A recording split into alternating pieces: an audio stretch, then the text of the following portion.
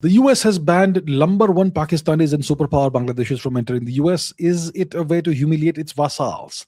Rushabh Tare says Trump has recently suspended visas for many countries, which includes Russia, Iran, Afghanistan, Pakistan, Bangladesh, etc. Even Nepal, even Thailand, if I'm mistaken. Okay, so we can understand Russia and Iran, but why Pakistan? Why Bangladesh?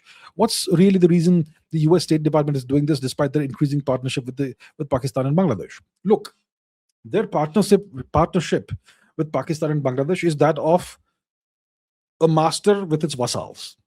Okay, that's the relationship. It's the patron; those guys are its clients, and they are essentially attack dogs for the US in the Indian subcontinent. And their job is to be part of the US strategy of containing India.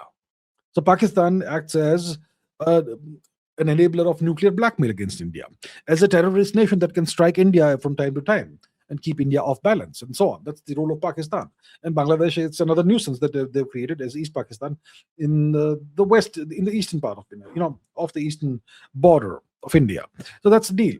So that is the utility these two countries have for the Americans, and they pay them well for that. So they pay the Pakistani armed forces, their Asim Munir fellow, that guy, and I'm sure they're paying Mohammed Yunus whatever money or whatever, so that they'll take care of their minions.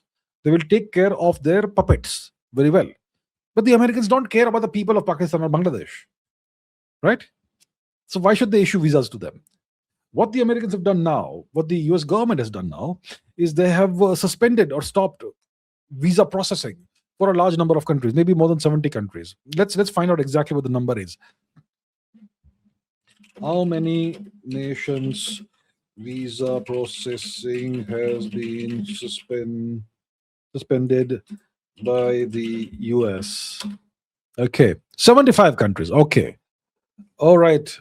So suspension of immigrant visa processing for 75 countries, and so it's 75 nations, right?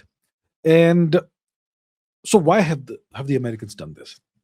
The Americans, especially the Trump administration, they are concerned about immigration.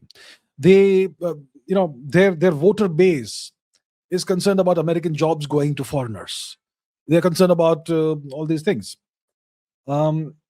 And it's well known that many of these countries, the immigrants who come in from these countries, the immigrants actually are a burden on the American taxpayer. No question about that.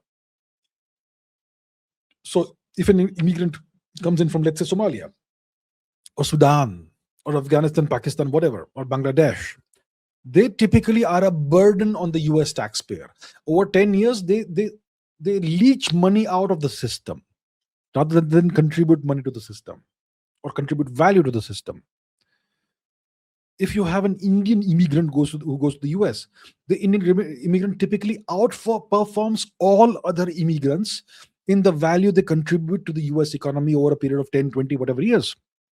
So the US government has decided to suspend visa processing for nations that are dangerous, potential terrorist nations, or nations whose immigrants are typically, low quality immigrants who actually are a burden on the US economic system and the US taxpayer. That's what the Americans are doing. The Indian immigrant is a net contributor, is the highest net contributor per capita to the US economy. Why will they stop processing Indian visas? The Indian immigrant is the highest value immigrant to the US. So they won't do that for India. What about Pakistan? The Pakistani immigrant is a burden to the US economy. The Bangladeshi immigrant is a burden to the US economy. I don't know. Nepal also is part of the list, apparently. Even Thailand seems to be part of the list. I'm not sure why, but whatever. So there must be different considerations for different countries. Some countries are clearly nations whose immigrants are burdens on the US system. Those immigrants, those countries, that the visa processing, if it stopped, it just makes sense. Some other countries, maybe there are some political reasons or whatever. We can understand Russia, political reasons, Iran, political reasons. I'm not sure if Iranian immigrants are really, on average, high quality net contributors to the US system or economy, but there could be political reasons as well. So the Pakistani and Bangladeshi immigrants I mean, look at the way the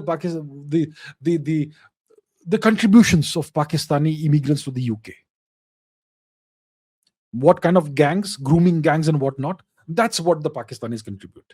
Who wants such people, right?